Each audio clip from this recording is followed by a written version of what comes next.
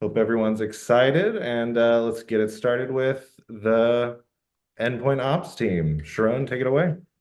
Thank you, George. Okay, we'll start with Victor and Jacob explaining what expiry window is and how it was changed to be configured per team.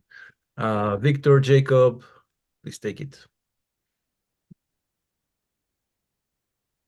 Thanks. You want to give the intro, Victor, or I can do it? Yeah, go ahead. All right. So fleet admins, as many of us know, can set a global host expiry window, which tells the server to unenroll hosts that haven't checked in outside of that window, measured in days ago. And some customers also wanted to be able to set those values at the team level. So that's what this feature involves. Victor, you want to do the first UI part? Yeah, just go through the UI and then I'll show an example of a host actually being deleted. Oh, great. All right. So we have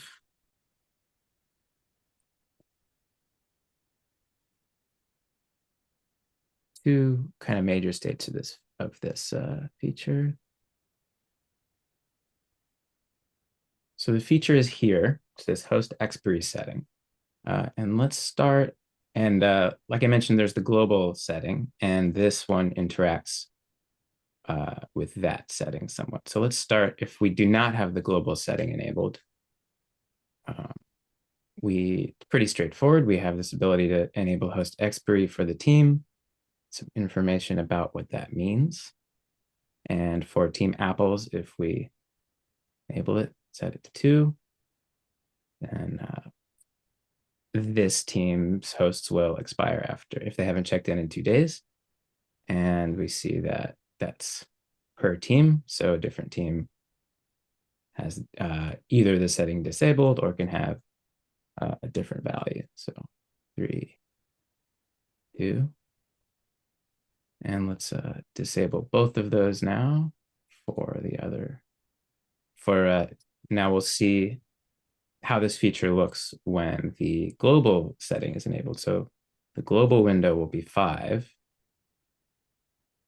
And if we look again, we have a slightly different state. So the user is informed that this host on this team will expire regardless of what you do, but you can also set a custom window.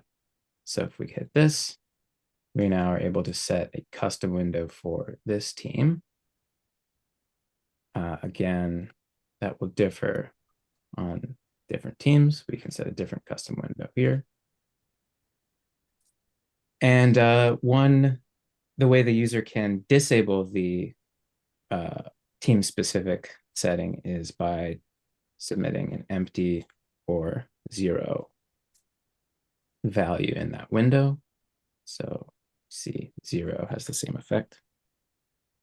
And if we add it back, there are slightly different requirements for this window. So you can see, as I just showed you, that we can have empty values because that disables it, but, and no, not these.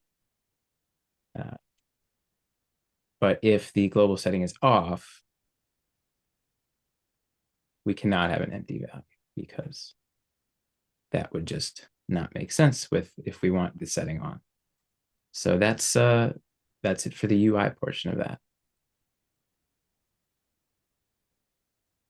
Okay, so I will go ahead and show an example.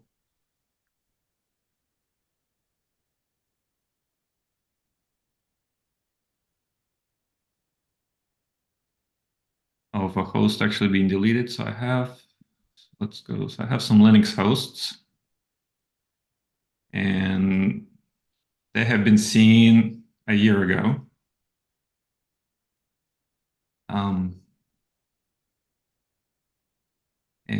So there's like 7 of them. So if I go look at my host expiry settings,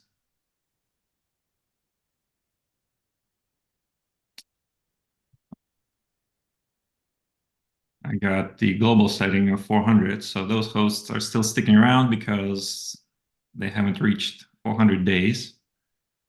But if I go to my team settings, I see it's the host expiry window is 45. So if I go back to these hosts,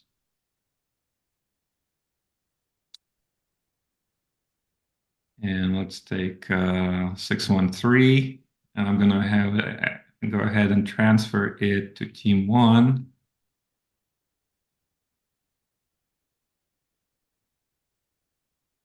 It's still here because when the actual deletion happens when you run when the aggregation steps runs once every hour. So if I go to my terminal and I kick off the cleanups and aggregation job, we go ahead here, and upon reload, the 613 is no longer there. So that's how it works. While the other ones are still there because they're still using the global setting, which is 400 days. Sharon, should I go ahead with my other stories? I think you had an interesting question by Lucas in the chat. Let me read it to you if you haven't seen it. What happens if you want the global to expire after n days, and then specific team to not expire at all? Is it possible with this? I actually don't know. This is how you do it. You would go to Teams, and you would put the host expiry window to a very large number.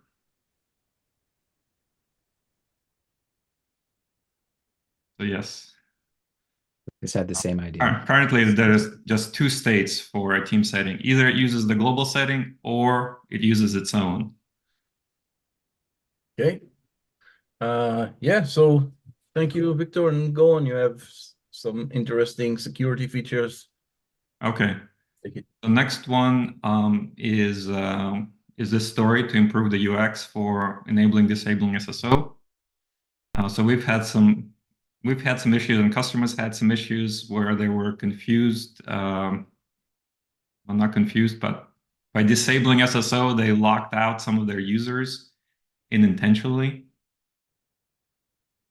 So we've made some largely UI changes for this. So let me show.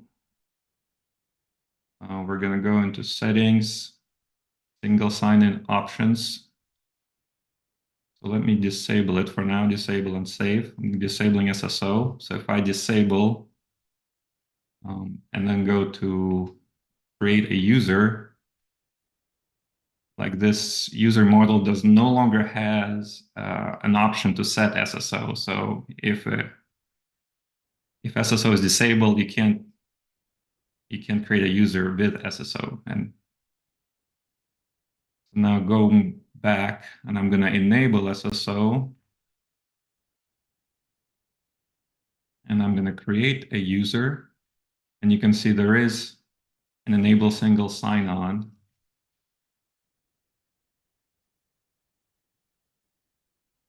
I'm going to create a user.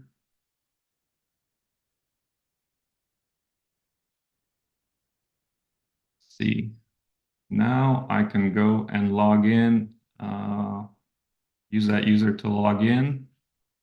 I call them demo. And they can sign in through SSO. I'm going to sign this user out. Let's do something interesting. Let's say this user goes to sign in. Meanwhile, this admin goes into organization settings and disables SSO. And this user tries to sign in. They're going to get a modal that sign in is disabled, and there is no link here to sign in with SSO.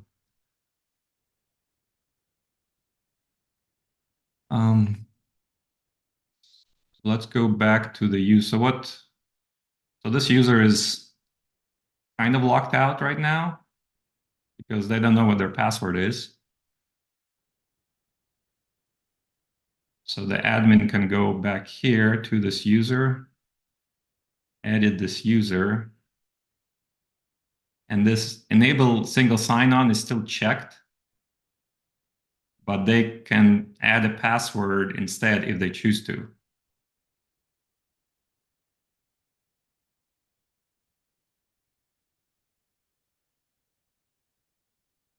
And the one change now, the change is that we're not completely disabling SSO for the user. It's just basically kind of hidden. So this means if admin re-enables SSO,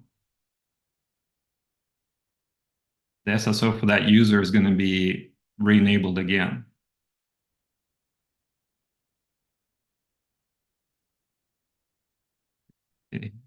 That user can use SSO to sign in again.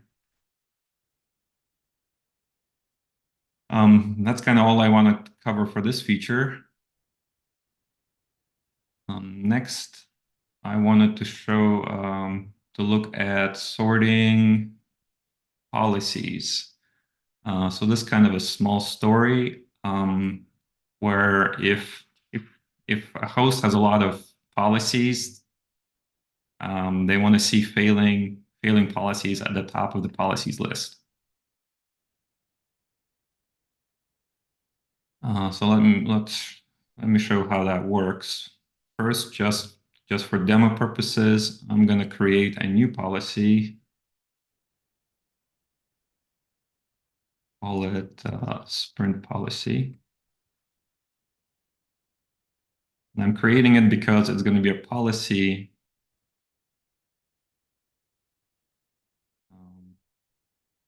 that hasn't run yet.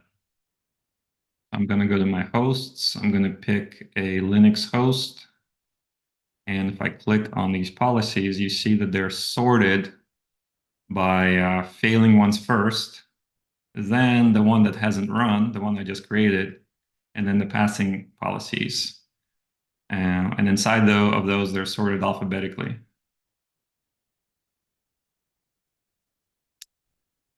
Okay, so the last story I wanted to cover is storing the enroll secret in the keychain. So currently, when you install Fleet Agent, the secret is stored in a plain text file called secret.txt. And now what's going to happen is when the Fleet Agent starts up, it's going to take that secret and put it in the keychain or the credential manager and delete it from the file system. So there is some caveats here. So currently, this feature does not work with the macOS MDM flow, where the secret actually is coming from the policy and not from the file. So I guess to fully implement this, we have a story to get this feature working with the macOS MDM flow. So I wanted to mention that caveat. And the second thing is that in order for this feature to work on macOS, the Fleet Agent has to be signed and notarized. And this is so that when the Fleet Agent goes to the keychain, macOS will only let it retrieve, so it can retrieve the secret that was sent there by a previous version of the agent, right? If you release a new version of the agent, macOS needs to know that it's actually the same app that's trying to access the secret. So this is done by signing and notarizing the app. So what that means for development, if you build a one-off version of fleetd, and then you rebuild it, the new version may not have access to the secret. So in order for this feature to work, it has to be signed and notarized. So just for developer information, when you're running your own Tough server and creating packages, I do have a disable key store option here. So you could disable this feature with disable key store. So let's actually take a look how this works. So I think I have a kind of current version of Orbit running, and then there's a secret.txt. And let's say I have the logs here. So I'm going to go ahead and install the new one.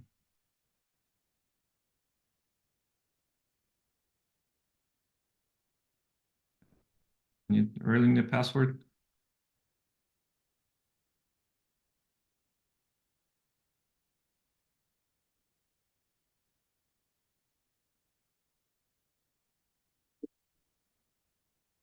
So you will see a message here, deleting enroll secret.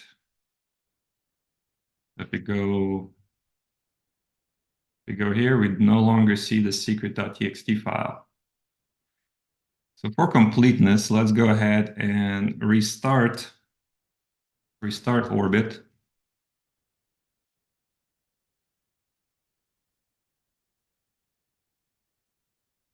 And we'll see this message that it found the enroll secret in the key store. And if I go to the keychain access, this is how it looks in the keychains. The font's a little small, but it should be in the system keychain.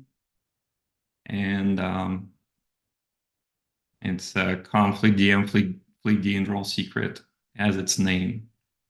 And you can actually go in the keychain and you can actually see it after entering your password. All right. Well, on just want to mention on Windows, the Windows is not as strict. So on Windows, you can actually access it programmatically through the credential manager. However, in Windows, like you cannot actually go into the UI and see the items stored in their system credentials. So on Windows, they actually kind of hide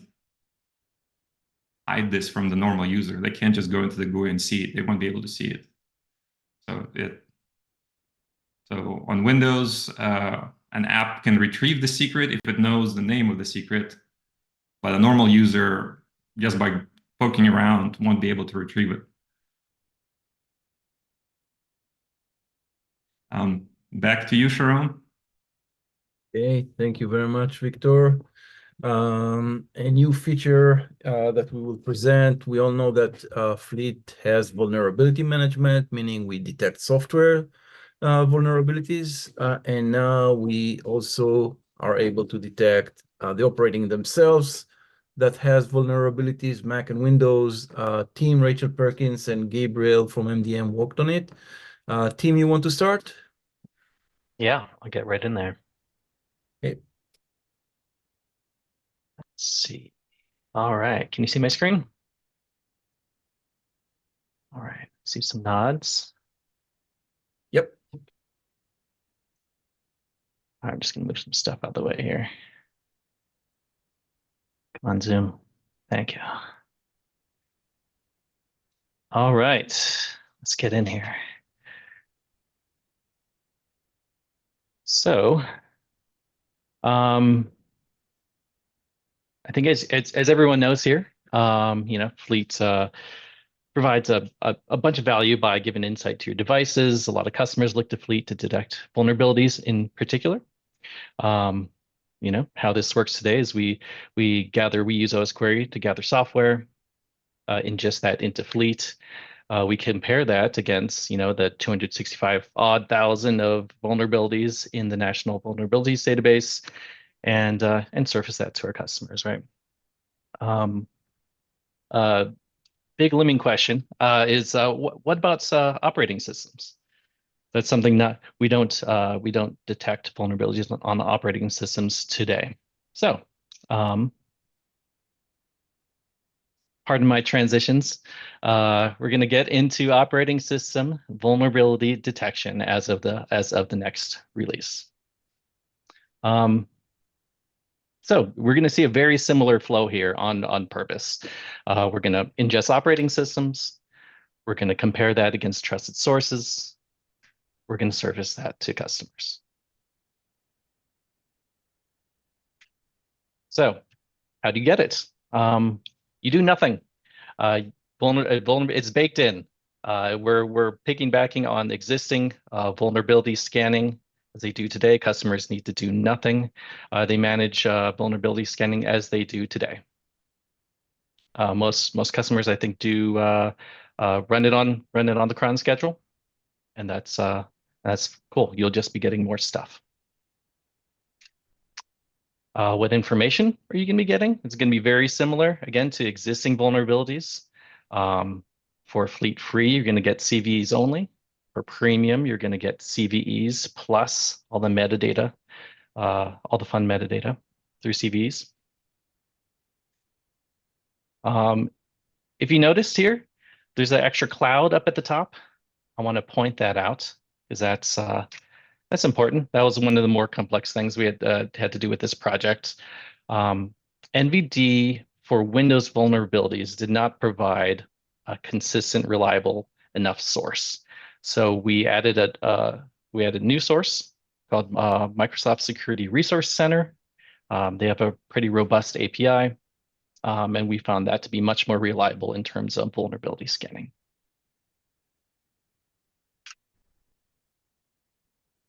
How do we get this? We have an existing API called OS versions. It's not used today in the UI, but it is available. We're just extending that, right? So if you can see my mouse here, all the same fields. The only thing we've added here are annotations here. Generated CPEs for macOS only, because that is using the NVD feed, and vulnerabilities.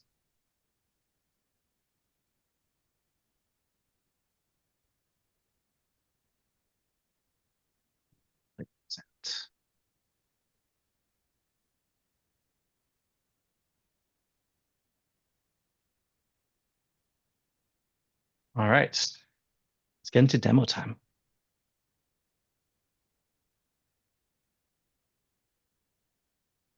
Big kudos to Gabe on the MDM team and Rachel, freshly back on creating the UI components here. As you can see, I have some hosts, I should say. I have a variety of operating systems here. I'm going to go into software, and we have this new OS tab. Look at that. And now we have operating systems and vulnerabilities. To note, how we at Fleet define that operating system is a unique name and version. So we do not care about architecture, do not care about maybe some other metadata we currently store for operating systems. So that's how you'll see it here. I'll click into one. Let's go into macOS. We have vulnerabilities. We can sort by severity, and let's click on one. There you go. Same as software. Very similar experience. We're going to be hitting the NVD database. As I'm going to go back and hit a Windows entry here.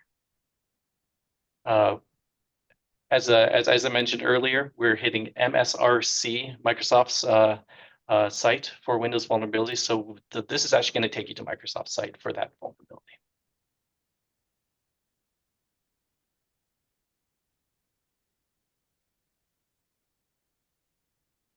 All right, getting back in here.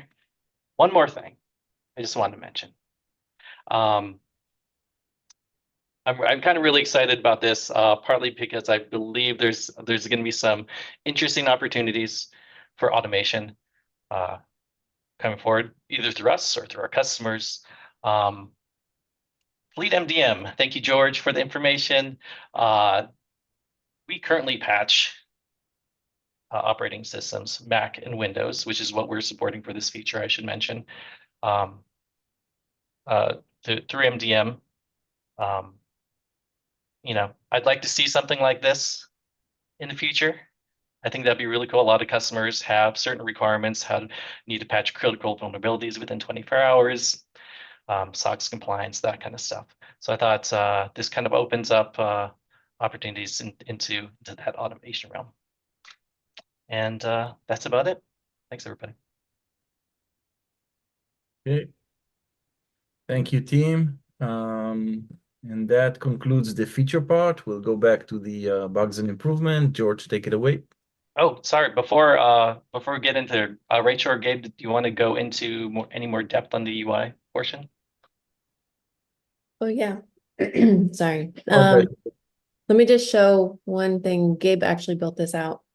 So some of you might be wondering where the little versions tab is. It's actually now a part of the software table. There's this new toggle here on the table that goes to the versions table. So if you just click on this, now you have the versions table instead. So just the difference between the two is this is like the software in general.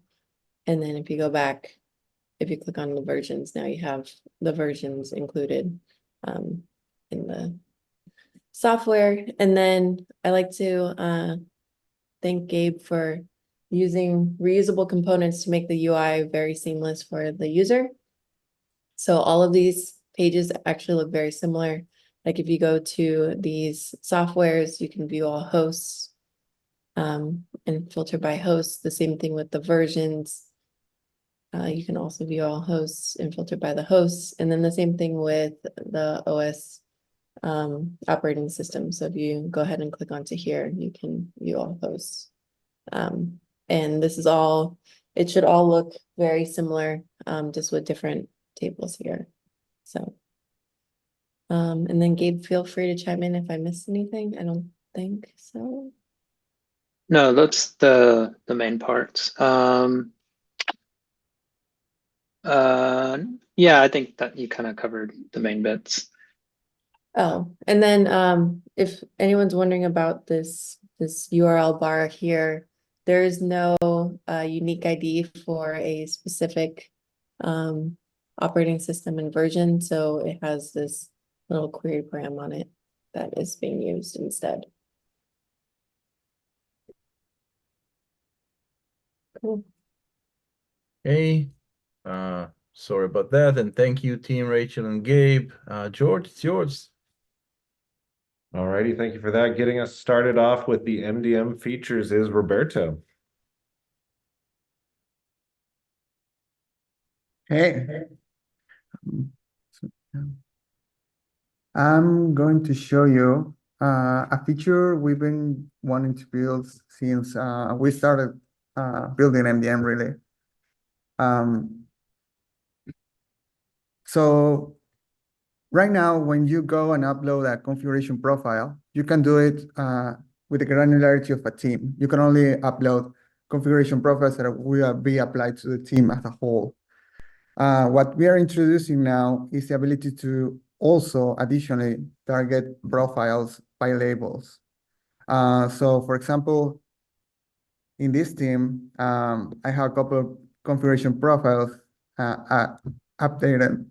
And I can see here on the right that we have the label description, and you can add more than one label and choose adding one here. But so yeah, if I want to add a new profile, I can target either all hosts, which is the current behavior, or I can target different labels to apply certain configurations, deliver certain applications, certificates, etc., to a subset of the hosts in that team that that have the label. So you just check on the label. You can choose file. And then you add your profile. This is for both for macOS and Windows. I'm just showing you the macOS one because that's the VM I have available right now.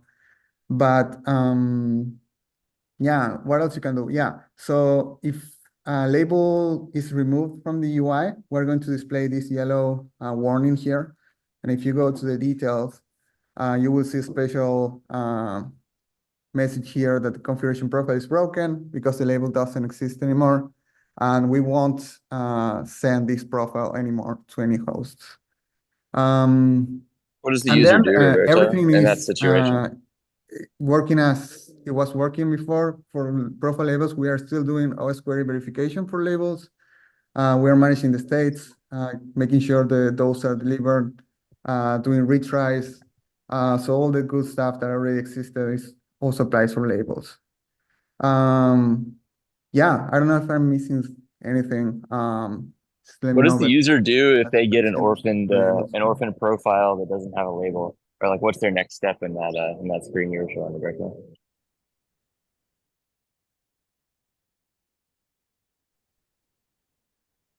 Sorry, could you repeat that, Mike? We had it muted. The screen you showed where a label has been deleted and you have a profile that references the deleted label. So like what action does the user take there? Is it in the tooltip? yeah, I think that the action is to delete the profile. Yeah, I'm pulling it up here. Okay, yeah, awesome. so to apply the profile to new host, delete the profile and upload a new one. And then you have the options either to add labels or just do it for everyone. Cool. Yeah, that works for now. We can add a delete button later. Thank you. No problem.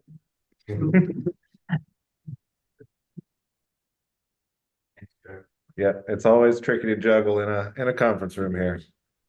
All right, next up, I think we have Sarah with.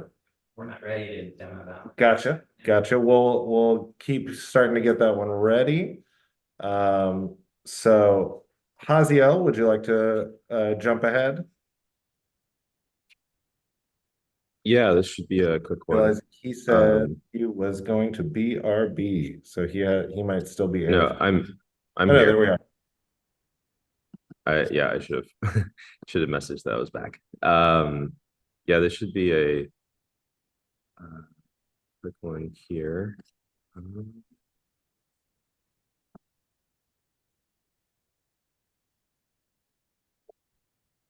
Cool. Yeah, so this was a customer request. I forget the exact context for this, but essentially they just wanted to be able to get the manual enrollment profile without, this is accessible right now, but you need a host ID, and they wanted to do it without that. So we just went ahead and spec'd out a new API endpoint that will return this without needing that host ID. So it's just manual MDM, manual enrollment profile. You hit it and you get back the that manual enrollment profile XML for Apple MDM. And yeah, that's pretty much it. Awesome. Thank you very much. One thing I have to show real fast is just a little highlight on work that the team did that's not here. So we have the script to turn off MDM and remove Fleet D for Windows hosts. That's a script that Luke applied. And then, so we have the ticket here, and the example, I believe, was validated in QA, but I don't currently have a Windows host to demo this, but let's see here. We have that checked in for the contributor docs so that any customers can use that, right? Is that where you pulled it from? Yeah. And then secondly, we have provide end user email address without relying on end users. So this is at configuration time when certain customers want to build a profile that will have built-in user emails so that they can pre-populate the use by for each email. That's now also available in this version. All right, and that's it for features and improvements for the MDM team. So let's go ahead. Do we have any OS query updates? Looks like. So, we have improvements for query. oh, no product features. Here we go. There we are. All right, then I believe we go back to the top for bugs and improvements from Endpoint Ops. Yeah, thank you, George. And Victor will start with Chrome release, ability to build packages on Apple Silicon and others. Victor, take it. Okay, yes. First bug I wanted to cover is we had an issue with Jira integration. The feature was that if a policy fails, it needs to show up in Jira, and that has not been working. And so we fixed that. So I can go through how this would work. So we would create a policy. Let's create one that will always fail. Let's print demo. We will save it. Now, in order for it to show up as failing, it needs to run on the host, which happens every hour. The sprint policy hasn't run yet. So if we refresh the host, it will run. And then after it fails on the host, we have a job, an automations job that I believe runs every 5 minutes. So you see this policy has failed, sprint demo policy has failed. So we have an automation that runs every 5 minutes, but I can go ahead and kick it off locally.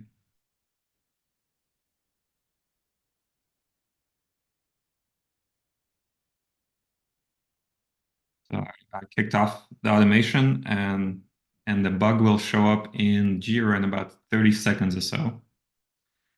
So while we wait on that, let's talk about building Windows MSI packages. So this bug has been known for a while. Basically, those of us who are running on M1, M2 Apple chips, seeing some different errors when running, trying to build the MSI package. And the errors are coming from the Docker container. So I did some debugging to this, and basically so far I could not create a stable Docker container that's running Wine, which is a Windows emulator. Theoretically, it is possible, but it would require a bit more work. So the current fix for this bug is for the user to actually install Wine on their ARM64 macOS. But another issue came up is because currently we only release a single binary for macOS. So the first issue I had to fix is to allow us to release a universal binary. So now in our Go releaser, when we build Fleet Control, we now build it for both architectures, AMD 64 and ARM 64. And then it'll create a universal binary. So it'll combine both of these in one binary. So when you download Fleet Control for macOS, it'll have both AMD 64 and ARM 64 binary there. So what this means for Fleet Control is Fleet Control can now detect whether you're running AMD 64 or you're running on ARM 64. So this fix is only for ARM 64. So the requirement for the user is to install Wine. And I can show you kind of, if it's not installed, they'll be pointed to this script where they have like a reference to Wine and how it can be installed. I guess our recommended way to install it is to use brew. But it can be installed other ways, like directly from a distribution or building from source.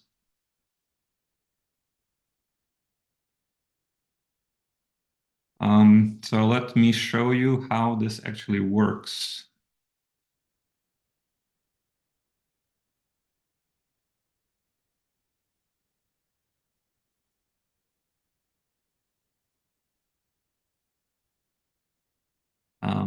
So this is the command. Fleet control package, etc. So I'm going to run it, and you'll see how it's going to look.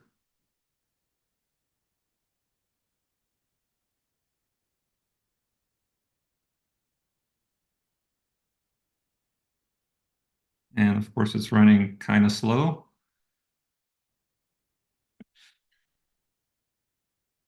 Maybe this feature needs some more work. That's strange. Okay, while it's running, let's check back on Jira. You can refresh this. Okay, so this hasn't worked either.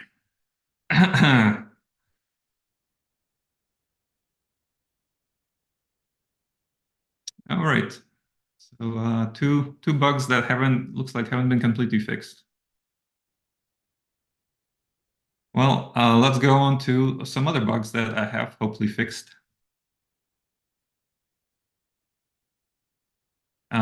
Fleet D.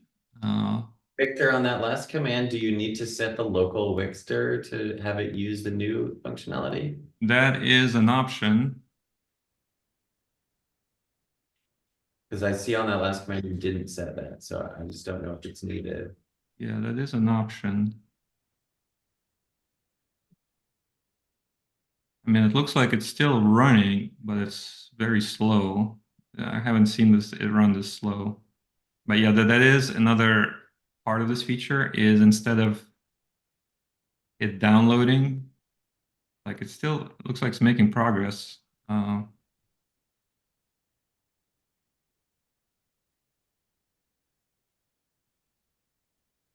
Maybe because I'm also compiling OS query at the same time.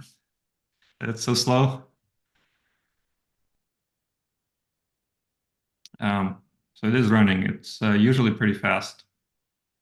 But yeah, it downloads Wix, and instead of it downloading every time, you could pass it a local Wix directory so it can use it directly instead of downloading it.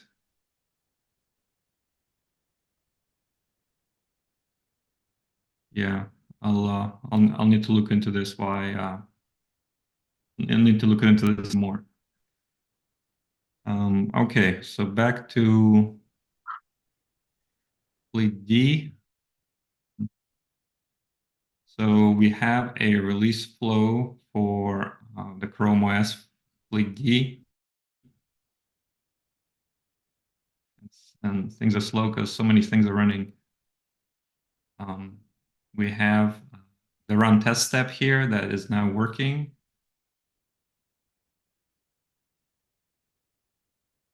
And so basically the Chrome OS release flow is working. We just haven't released yet. I do want to show one other fix that I made. Let me pick a Chrome OS host and run a query on a privacy preferences table.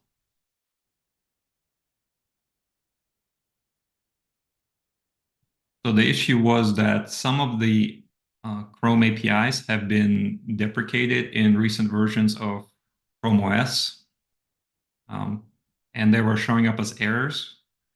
So now we're kind of catching the APIs that don't exist, and we basically return empty results for those API calls that are no longer there.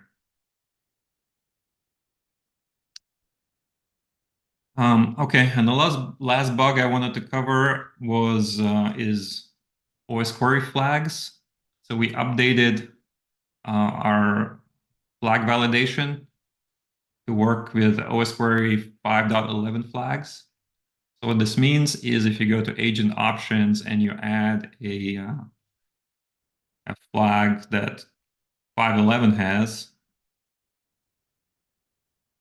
like keychain access interval, and you save it, it's going to work.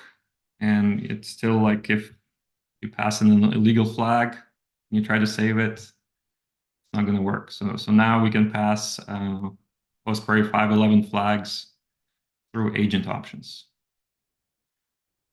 That's it for my bugs. Let's double check Jira, see if it showed up. Nope, still not. All right, back to you, Sharon. Victor, have you mentioned the Chrome release stuff, or you want to do it later? Oh, I mean, the flow is there. We do want to release. Yeah, we do want to release Chrome OS soon. I believe it's ready for release. I just need to kind of validate it. You know, I pushed it out to the beta, but it hasn't downloaded to my Chromebook yet. And I just want to make sure that automatic download process actually works. Sounds good. The reason I'm asking, you put it on the demo doc, so I thought you want to present it, but that's okay. Thank you very much again, Victor. Next, we have Rachel Perkins with UI and front-end stuff. Rachel, take it. Hey, yeah, so there's just been a few front-end fixes that I'm just gonna go over. I think this was flagged by Sabrina, but what we have now is if you are looking at your host page and you start modifying some of the settings, I don't know. And if you want to click back on the navigation tab, that's going to reset all your settings quickly. So it's just like a way to clear everything instead of just refreshing the current page and giving you the exact same filters. And that goes for all the different tabs as well. The only thing that won't be reset is your teams. So it will still keep your team if you hit reset. Sorry. Looking at stuff that doesn't have anything. So if you click on this, you'll still see no team. Some other things that we've added is some updates to our tabbing names. So you'll see a little bit new clear tabbing names. We only have some drill down for things like queries and hosts detailed names and stuff of that sort, but we don't have too much drill down when it comes to like settings, organization page and things like that don't really need the browser title to be different and cluttering up the browsers.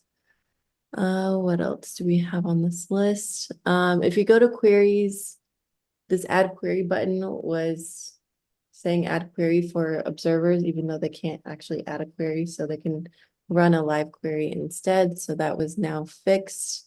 Some of the loading states were fixed. So if you were filtering on a software page, you should be able to see a loading state now. I don't know how some of them were missing, but now you have your loading state here. What else? If you notice, we got rid of like the old school looking page header line that goes across the top here. And that's for all the page headers across the entire app. So you'll see it's just this kind of page header with a larger font. Some of the empty states were fixed. Sorry, let me turn off my throttling again. So if you go to some empty stuff, we had this missing and some of the text that wasn't aligned correctly, that's now fixed. And the last major thing, this one is kind of major that we might want to ask QA Wolf to throw on our end-to-end test. If we go to our queries and you go to a query that is already existing, like, I don't know, get local users counts, cool. And you want to edit this query. And maybe you don't want the UID, or you do some kind of edit to this query. You can now go through the live flow and you can still see that edit. And when you do the live flow, you're running against that new query. So that was a bug that we had. I think Grant was the one who filed it. And so now it shows up here, and if you save it, then you'll see the save. But if you don't hit save, then it'll go back to the original query. Yeah, so basically the query persists between all the pages. And I think that's it on my part. I totally forgot that I worked on some of this Chrome OS stuff this sprint. So I don't have anything ready for you to demo, or for me to demo, but shout out to Victor for leading a lot of the Chrome OS updates. Thank you, Rachel. We have some Chrome stuff in the pipeline. Not everything is finished. Zach helped us a lot, and Victor, and thank you also, Rachel. I think next sprint will present more finished stuff. So thank you. Next, we'll go to Jacob and all kind of stuff, UI, backend, front end, etc. Take it, Jacob.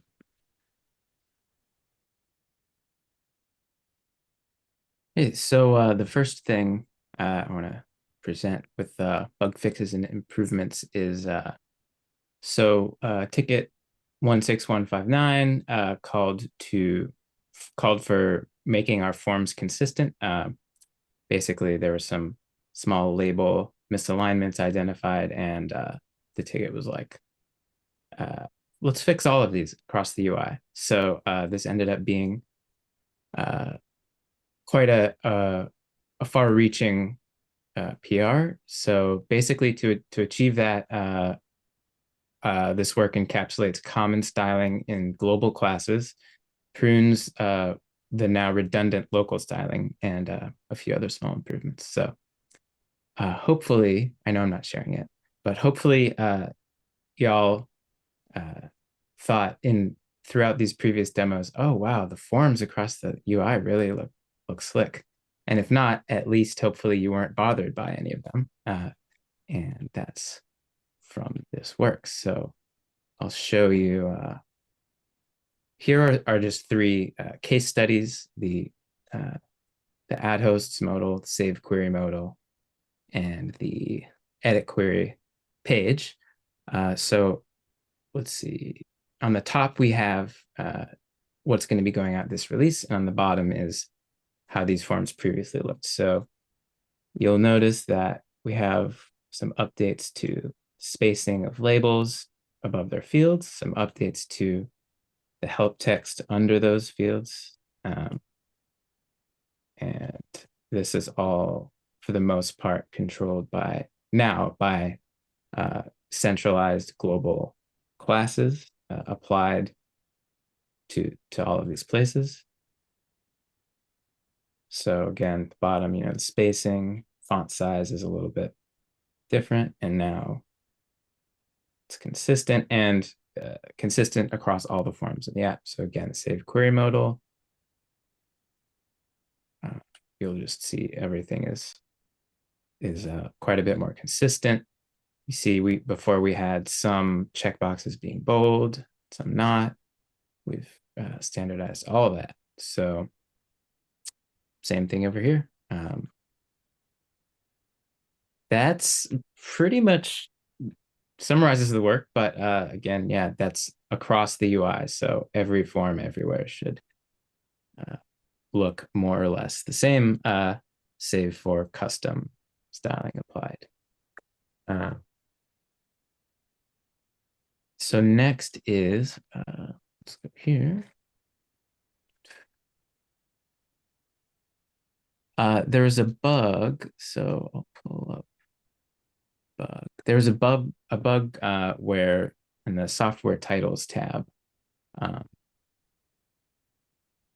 in a very kind of rare situations, the titles field from the versions field from the titles endpoint would be null, which the UI never expects. And that would cause the page to crash, which is the failing loudly that we like. And after some pairing, here, I'll show you the repro video of that actually.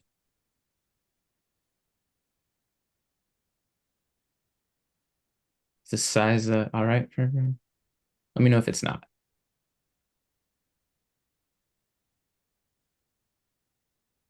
So we had this bug. Not very informative, but we'll see more details in a sec.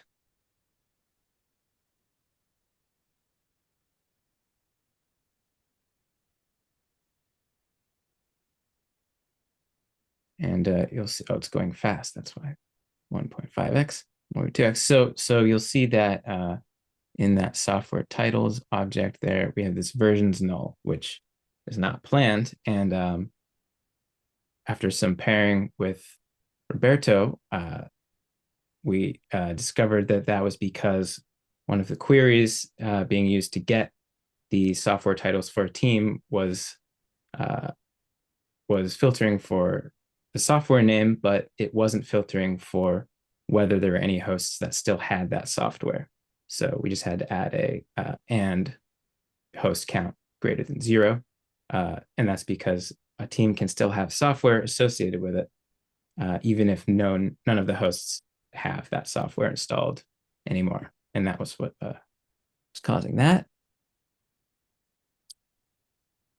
I have a little work in progress ticket. This is it actually right here. So when the user is required to reset their password and they enter a password that is above 72 characters, which is the limit, they were getting a 500 response, which we wanted to change to 400. I've got going here. It's still work in progress because I'm still showing like every error message from like the 5 layers of error messages. So we're gonna clean that up, but that will be going out in a clean way, this release. And we also, there was a bug where filtering, I'll just show you.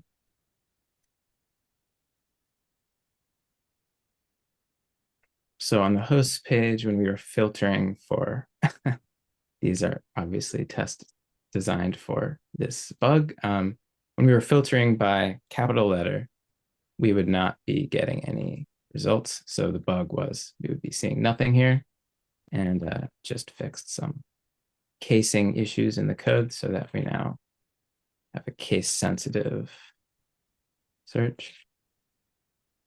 Oh, interesting. I guess that's, oh, that still matches this one. Maybe further work to do there. Okay, and then so we recently updated the query reports to all right, got my stuff in the way. We recently updated query reports to include the results of live queries. Before they were just included scheduled query results. And this just involved, this necessitated updating the copy here in this report updated column to be a little more general than it was and encompass that. And there was also a miss from previous ticket that I solved here. This no report state is now there as it should be. And just one more small bug fix for now, which was that that copied text there was a little bit misaligned. Now it's centered, and we've got a bug filed for that translucent button one. So that'll be taken care of shortly. Okay, that's it. Okay, thank you, Jacob. And last but not least, we'll go to Lucas with a list of bugs and helping customers. Thank you, Lucas.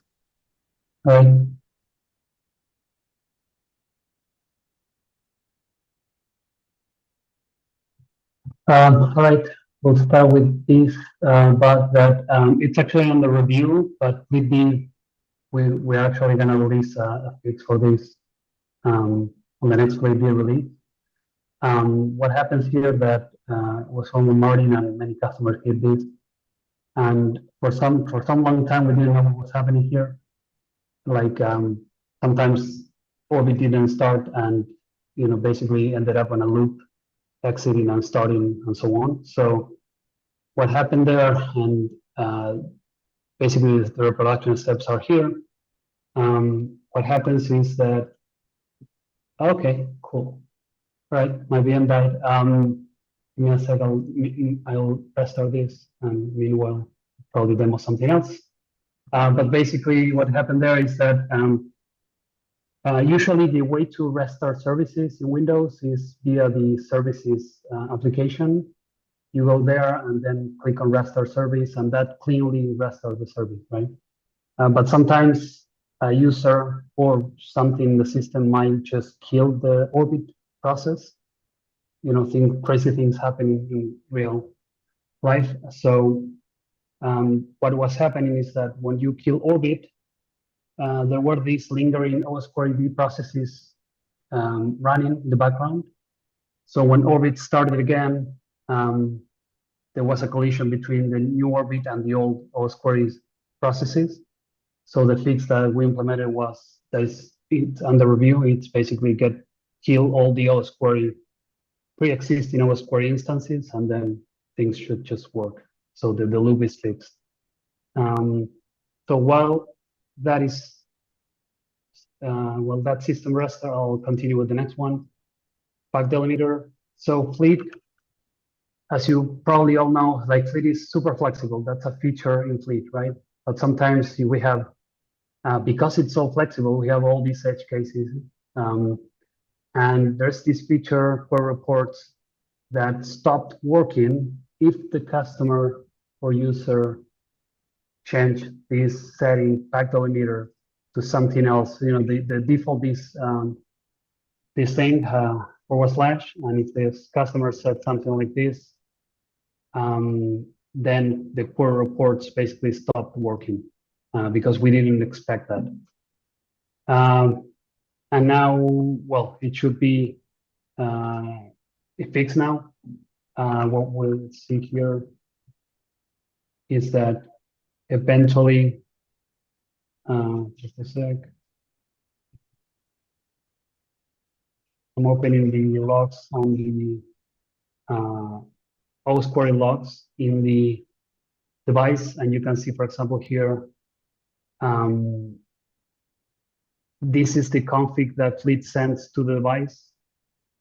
It sends decorators and the actual flags to OS query, and then the actual queries, scheduled queries to run. And you can see here the pack delimiter, and this is set to a $sign because I actually have this on the theme settings.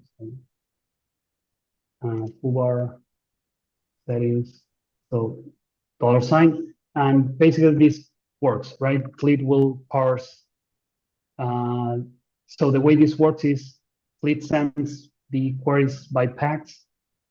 In this case, there's a global query, so it sends it like this way. And when OS query reports a result, it reports it this way, like here, like pack, $sign, global $sign, the name of the query. So we were failing to parse this if the separator was not // so that's fixed. So that's why we see here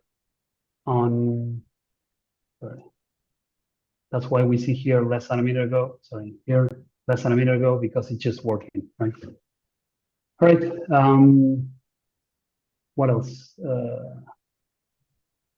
All right, this one is super simple, but I think it's cool because we use this ping endpoint in Fleet D for many purposes, but it's basically like just a ping, right? It doesn't do much. But we were using Redis on every ping ineffectively, right? So I love these changes because we just removed some code. And now we should have less load in Redis because of this change. Thank you, Robert, for finding this. And the way to just reproduce this is by running this command here. Now, this is just always return 200, and it was returning 500 if Redis was unavailable. But now if I kill Redis, which I won't do because I cannot demo the rest of the stuff, it will continue to return 200. It doesn't use Redis anymore. That was just a very, small bug, but important change. And then another bug we have here is we've removed, this is one of many. We removed many external dependencies to forks. I'm mentioning this one because I believe we plan to continue support FleetCTL preview for customers to try out, or early users to try out Fleet, right? And FleetCTL preview was using this repository, which which is a separate repository. And the goal here is we want to stop using multiple repositories and use just one, the one repo. So this is basically this change here. Basically change that FleetCTL preview will no longer download stuff from this repo, and instead we'll just download it from the main repo. That's about it. But there's a discussion that we need to have later, in that we can't really remove the repo because it will break customers using old versions of FleetCTL, but we have some solutions for that we'll discuss later. All right, and I think I'm almost done. One more thing here.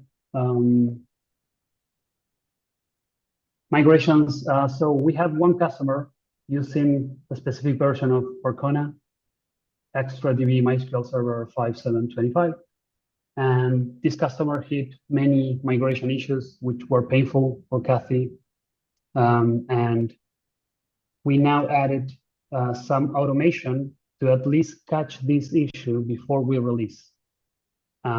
We don't want to really support this, but we want to catch it before we release, right? So what we did is just add this, give me a sec.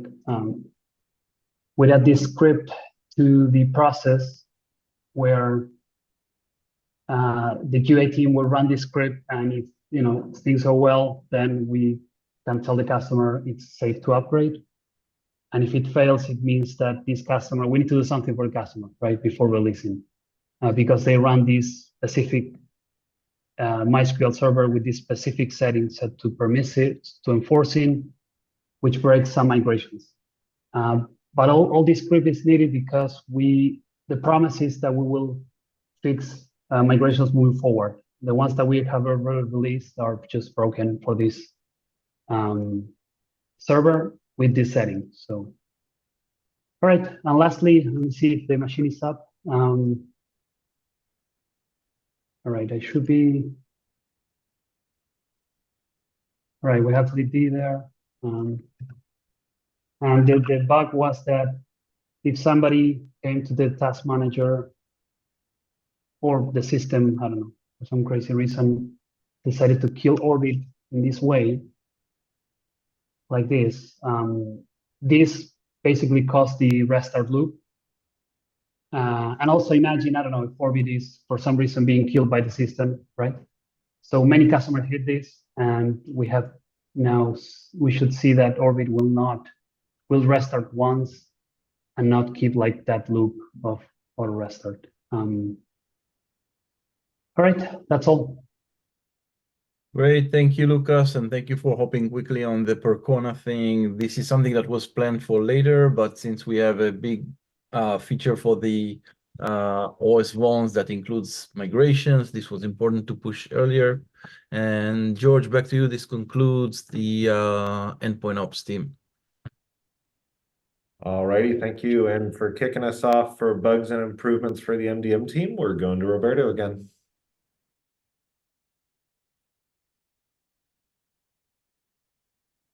Okay.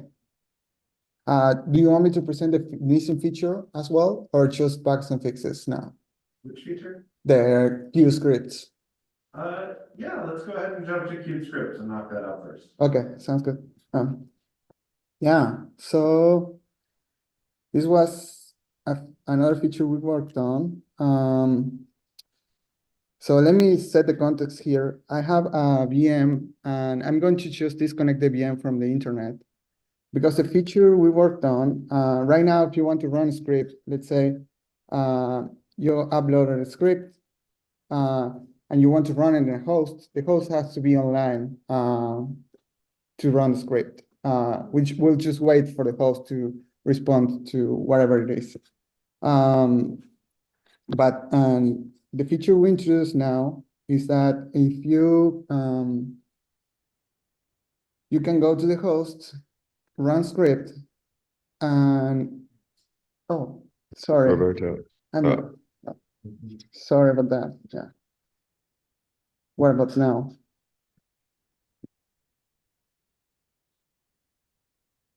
Yeah, that's better. Sorry. So yeah, what I want to go to the host details page, run script, and I just can click on run, and it will go to pending. So in addition to that, to add more visibility, in the hosts now have an activity panel with two tabs. One is upcoming activities, so things are going to happen in the host, and this is a script I just queued. And you can also see all the past activities for this host. Once this activity completes, it will move to the past activities. So to see that in action, we can go here. We can make connect the host to the internet again. And it should eventually, yeah, run script. And if I refresh the page here, the upcoming tab is empty because this is just the script that I run. I can, as usual, show the details, see what's the output, and so on. So yeah, that's for Qt scripts. Yeah, let's see for improvements and bug fixes. I accidentally closed that agenda. So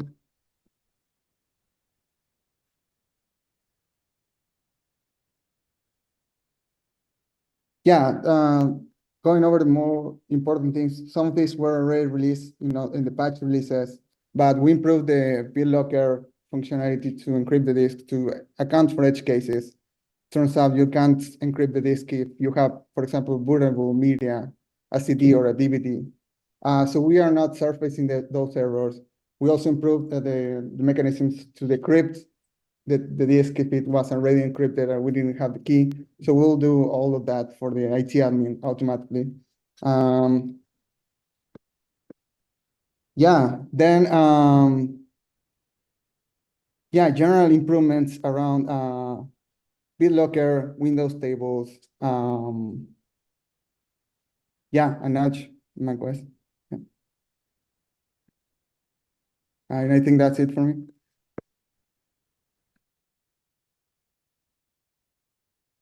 Alrighty, thank you very much, Roberto. And going over to Gabe. Hey guys. Share my screen. There we go. Yeah, so just had a couple of quick ones. The bugs I'm showing you are around this controls page. One was there was some rendering issues. So when you chose a different version and then saved it and then went to a different team, if you came back to the team you were on, it would be the old version. It wouldn't be the new version. But now we fixed that. That is on a different branch. Sorry, that's why you're not seeing the fix. Let me come back to that one. But that should be fixed. It's just on a different branch. Another thing is not on the list, but it's something I'm just going to demo now is we've done some changes to the controls page. So some things were more minor, such as changing the fonts for the headers. Let's see what else. Some copy changes. So for example, this just being a bit more descriptive with the copy of this checkbox. Rachel helped with these headers, and that is done across the rest of the application, I think that she showed earlier, but now we're also changing on the controls page. And the main ones are the layout of the OS updates has changed. So you now have the table extending all the way across, and the target section and the nudge preview next to each other. So that layout has changed, and the layout of the targets forms has changed. Instead of it being this kind of accordion that we had, it's now a tabbed UI. And then the last one is if I change to a free tier, just give me 2 seconds. So if I'm a user on the free tier of Fleet and I come to the OS updates page, before I think you were just seeing a blank screen. Now they'll just see a little message that says this is a premium feature. So just a slightly better UX there. And yeah, that's it, I think. The other one, let me just switch my branch real quick. I can show you that fix.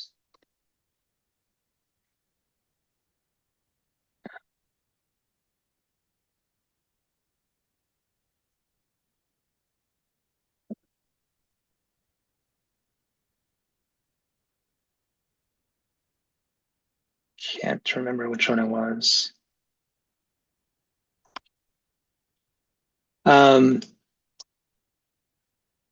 Sorry, guys. 2 seconds.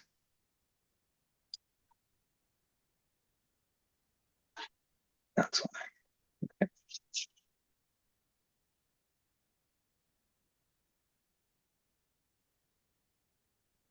Okay, so let me just show you that one.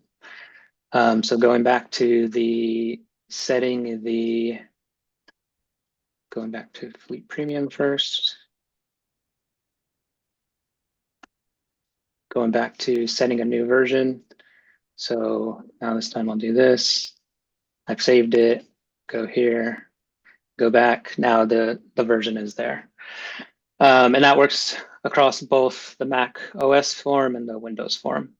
And that's it.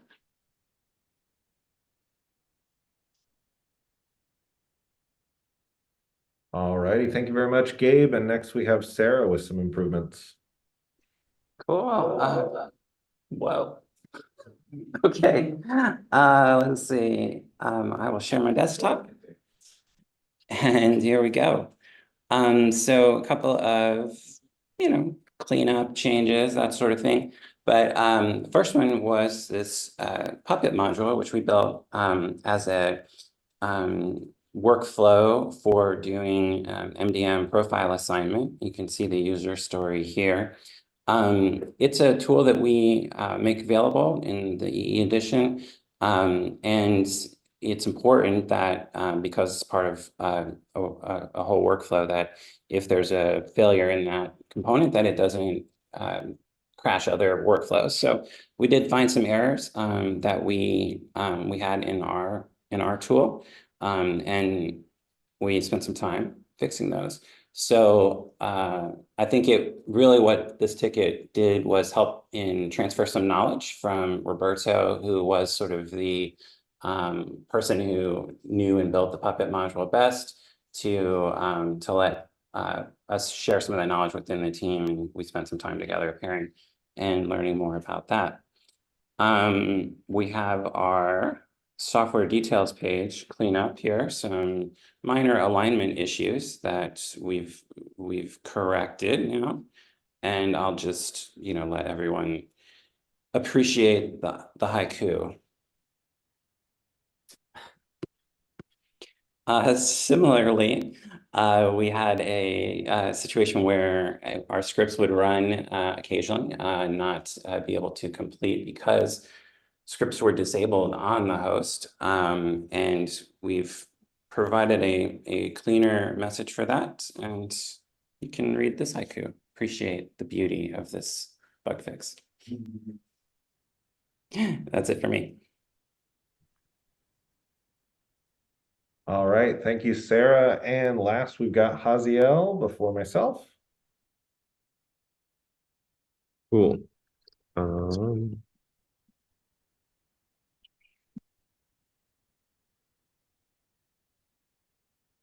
This is another quick one here.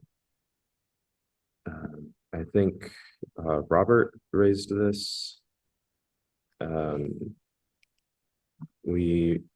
The skep endpoint was returning a 500 instead of a 400 when you would pass it some sort of bad request. So it's just a small fix for that. So now when you hit the skep endpoint, and this is like, I'm not giving it absolutely anything at all, it returns 400. But also if you do something like, operation equals foobar, then it'll tell you, hey, that's not implemented, and it returns the correct status code. Yeah, that's pretty much it. Awesome. Thank you, Haziel. And then lastly, we're just going to talk about a couple small things that Martin worked on.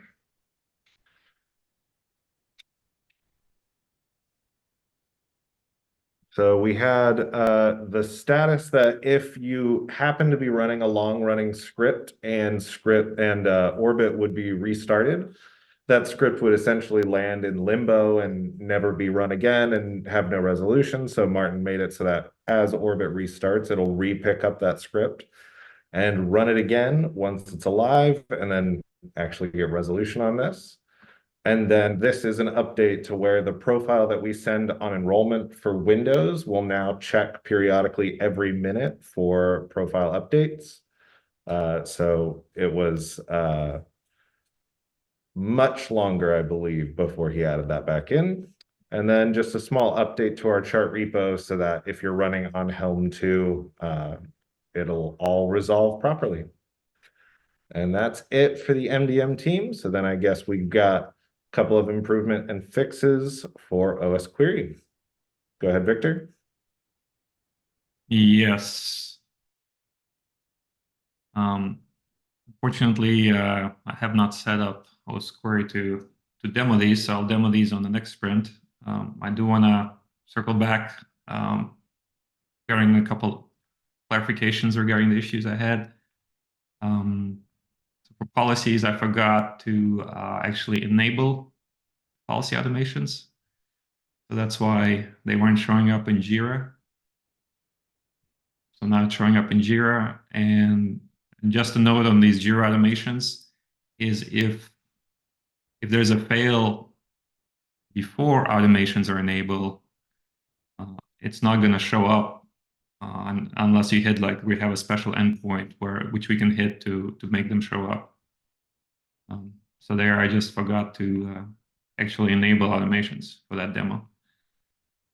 And the other one was the MSI build. So there, I was actually running the global package that was installed, not my local build. That's why I was actually running the old fleet control package. So I can run the new fleet control package. It'll say it's detected macOS ARM64. It's going to say it's downloading Wix. And then using that local download, it's going to build the Windows package without any errors. And then you can also pass it for contributors, just a small optimization. If you don't want it to be downloading this week's libraries every time, you can pre-download them and pass it this option. And then it'll just use your local download. And another bug fix I forgot to mention, which was kind of minor, is we now print out information when during upgrades or downgrades. So I want to point to this message here. Basically, I build the same version and then I pushed it, and there's a warning. There's a warning when it's the same version, but there would also be a warning if you're downgrading. And if you're upgrading, it'll just be an info message, and it'll say what version you're going from and what version you're going to. So we'll have this information for Orbit and for OS Query, because Orbit now checks at startup which OS Query version it's using, and then if you're upgrading, it'll compare the two. That's it for me. I think back to you, George. All right. The last item we have on here for OS Query is Zach. Zach, you got anything to demo? Yes. Oh. Hello, folks. I am just going to show not the actual code in OS Query, but I'm going to point out that I did a oh, I'm not showing my screen yet. Okay. I did a refactoring in OS Query that will make it much easier to get at any of the data in the system information or its system profiler, I believe, if you're on a older version or newer version of macOS or something. But basically the same data. We already used some of this information in a couple of places in OS Query. One is from this controller tab is where we populate some of the secure boot stuff on Apple Silicon. This is an Intel Mac, so you don't see that info here, but if you're on a Apple Silicon Mac, then that's there. And we also use this for listing the attached displays with the connected displays table. But there's potentially other interesting stuff in here to use. The reason why the refactoring was done now and this utility was made is because on Apple Silicon, there is battery information that is returned incorrectly by the older APIs, but seems to be returned correctly in this API. And so we needed to get at that. But if anyone is aware of other things in here that are not yet covered by OS Query, it's now much easier, pretty reasonably easy to add a table that covers any of these things that are available in here. That's it.